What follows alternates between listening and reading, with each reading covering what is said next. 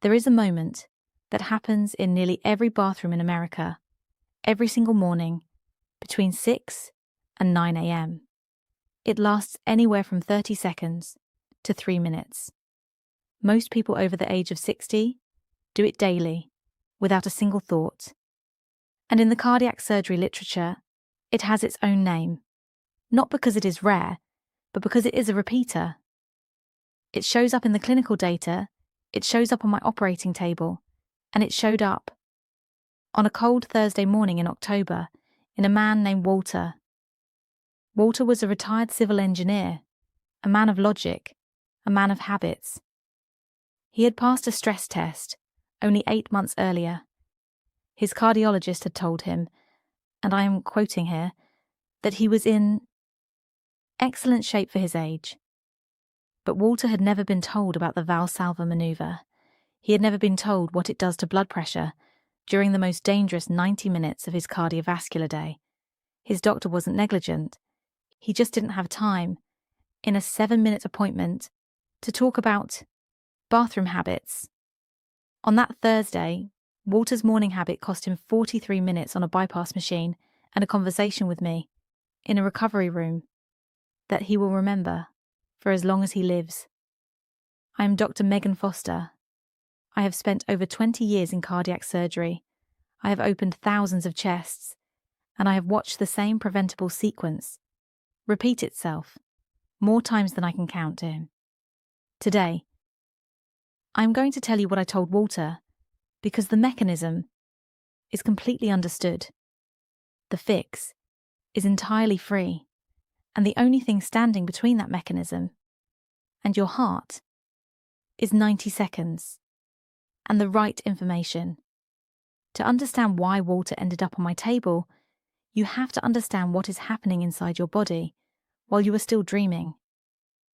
Think of your body as a complex machine that has been in low power mode for 8 hours.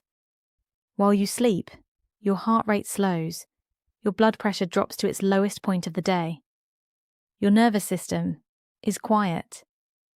But about 90 minutes before you wake up, your brain begins a startup sequence. It starts flooding your bloodstream with hormones. Cortisol, your primary stress hormone, begins to rise. Adrenaline follows. Why? Because your body is preparing you to move from unconsciousness to function. Now, here is the problem for those of us over 60. When you were 20, your blood vessels were like new rubber bands. They were elastic. They could handle a surge of adrenaline without a problem. But as we age, a process called arterial stiffness sets in. It's a natural part of aging, but it means your vessels cannot dilate and recoil the way they used to. Add to that the fact that most adults over 60 carry some degree of arterial plaque, not because they did something wrong, but because plaque is like rust in an old pipe. It accumulates over decades. You might feel fine, your EKG might be clean, but that plaque is there. An early morning, during that cortisol surge, is when that plaque is most vulnerable to rupture. This is where the bathroom comes in. Walter woke up, felt the urge, and went straight to the bathroom, like he had done for 50 years. But Walter was dehydrated. He hadn't had water in 8 hours. His blood was thick, and because he was a bit constipated, he did what most people do. He held his breath, and he strained. In medicine, we call this the Valsalva maneuver. When you close your airway and bear down, your internal chest pressure surges. This pressure actually stops blood from returning to your heart for a few seconds.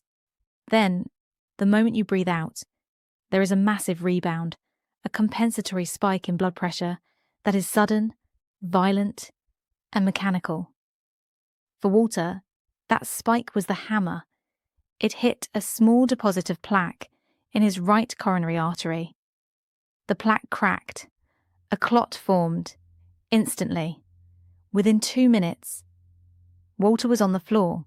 Most people don't think of a bowel movement as a cardiovascular event, but for someone over 60, in the early morning, With thick blood and stiff arteries, it is one of the most stressful things you can put your heart through. I don't tell you this to scare you. I tell you this because it is interruptible. I want to give you the 90-second heart shield.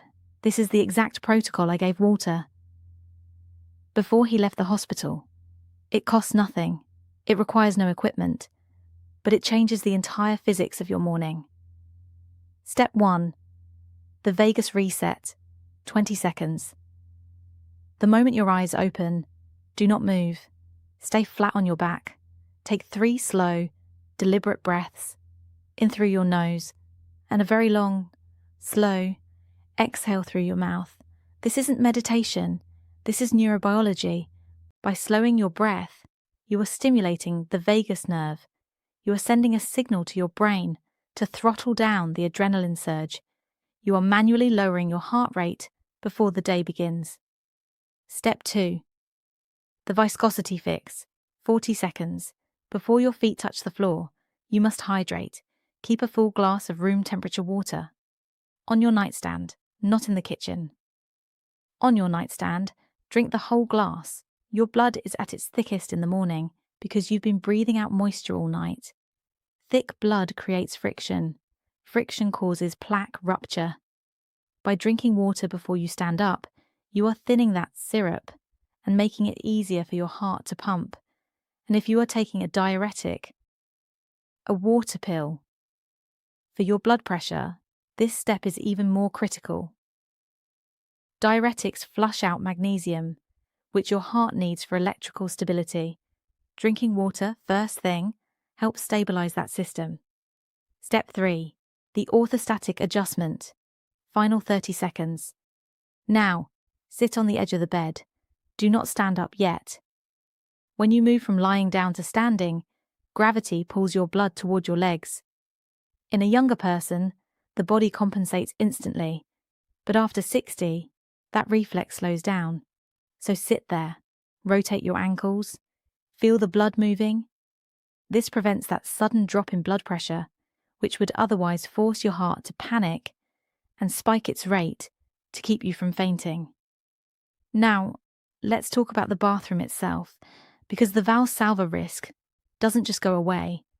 The way we sit on modern toilets is, frankly, a cardiovascular nightmare.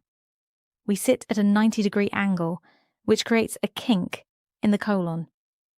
This makes evacuation difficult and forces you to strain. I want you to get a small footstool or even use a couple of thick books.